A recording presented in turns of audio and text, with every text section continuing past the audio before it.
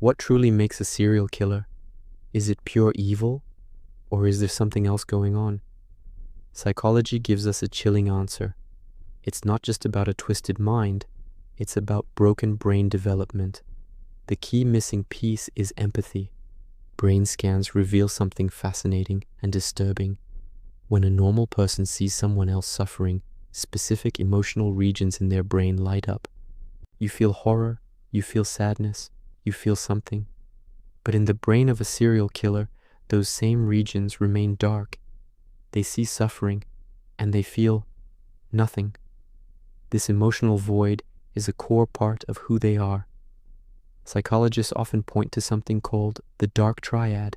These individuals score off the charts on all three traits: narcissism, Machiavellianism, which is a fancy word for manipulation, and psychopathy, meaning zero remorse.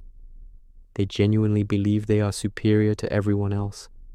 They see people not as human beings with feelings and families, but as objects, as pawns in their game, and when they cause harm, they feel absolutely no guilt. It's like breaking a toy to them.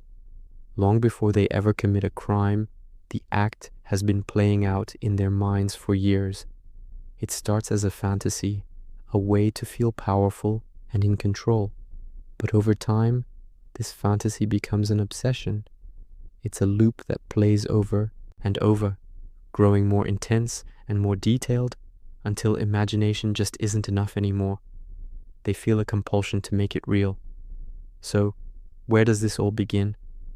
Almost every single case study points to severe childhood trauma. We're talking about unimaginable abuse, neglect, and exposure to violence during the most critical windows of brain development. Think about it. At the very time a child's brain is supposed to be forming the circuits for empathy and connection, it's being rewired by fear and pain. This trauma doesn't just leave emotional scars, it physically alters the structure of the brain. One of the most terrifying things is their mask of sanity.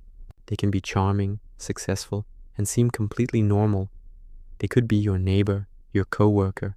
They've spent their entire lives observing people, learning to mimic human emotions without ever actually feeling them. It's a performance, and they're very, very good at it. Even after they're caught, most don't believe they did anything wrong. In their minds, their victims weren't real people. They were simply objects used to fulfill a fantasy. So what's the final equation? Severe trauma, plus broken brain development, plus a complete lack of empathy. Understanding this complex mix isn't about excusing their actions.